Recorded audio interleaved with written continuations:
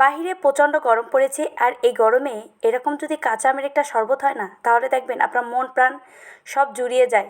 আর এই ক্লান্তি দূর করতে এরকম একটা শরবত যদি থাকে না, তাহলে আর কিচ্ছু লাগে না। সত্যি কথা বলছি, ফ্রিজে রেখে দেন, ঠান্ডা ঠান্ডা খাবেন, সেই স্বাদ।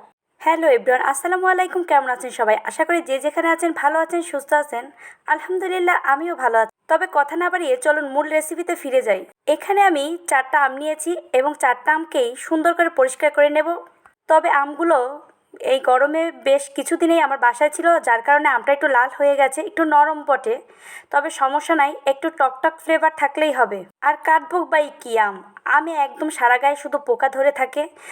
আর এদিকে আমার ছেলেকে পুদিনা পাতা আনতে বলেছি, আর সে দেখুন কি করেছে, একদম গাছের শিকড় সহ টেনে হিঁচড়ে নিয়ে এসেছে।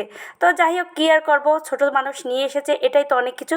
এখান থেকে আমি কিছু পাতা ছিঁড়ে নিলাম। আর পুদিনা পাতাটা যত বেশি দেবেন এই শরবতটা কিন্তু ততই খেতে ভালো লাগবে। আর পুদিনা পাতাতে কিন্তু হজম শক্তি খুবই ভালো কাজ করে। এরপরে কুচানো আমগুলো এই ব্লান্ডারের পাত্রে কিন্তু আমি এক এক করে সবগুলো আম কুচি দিয়ে দিয়েছি। তবে এই জুসটা খেতে সত্যি দারুণ হয়। এখানে কিছু বরফের টুকরা দিয়েছি পুদিনা পাতা, দিয়েছি বিলাতি ধনেপাতা। এরপর দেব দুটো কাঁচামরিচ। এরপর দিয়ে দিয়েছি টালা জিরের গুঁড়ো। তারপর দিয়ে দেবো আমি এক ফালি লেবু। তারপর দিয়ে দিচ্ছি বিট লবণ। তারপর দিয়ে দিচ্ছি লবণ। এরপর স্বাদ মতো চিনি দিয়ে দিয়েছি। এরপর এখানে দুটো লেবু পাতা দিয়ে দিয়েছি একটু সুন্দর ফ্লেভারের জন্য। যাক, এবার আমি ব্লান্ডারে ব্লান্ড করে নেব।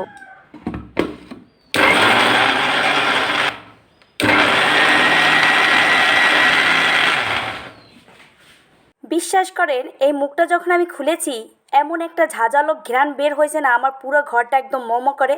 আর দেখুন, এরপর কিন্তু আমি একটু ঠান্ডা পানি এবং এটার সাথে অ্যাড করে আবার একটু ব্লান্ড করে নিয়েছি। তার দেখুন কালারটা কত সুন্দর এসেছে, মাশাল্লাহ মাশাল্লাহ, একদম সবুজ হয়ে গেছে। এরকম একটা জুস থাকলে সত্যি বিশ্বাস করেন এই গরমে আর কিছু লাগে না। আর শরবতটা যেহেতু আমি দুপুরের টাইমে বানিয়েছি, আমি সত্যি কথা আমার ক্লান্তি সব দূর হয়ে গেছে। তো যাই হোক, এটা যেহেতু ঠান্ডা ঠান্ডা বানিয়েছি, আর আমার ঘরে ছেলে মেয়ে এই শরবতটা যদি থাকে না, আর ওদের আর কিচ্ছু লাগে না। একটু পরপরই আসবে, আম্মু আমাকে একটু কাঁচা আমের জুস শরবতটা দেও তো।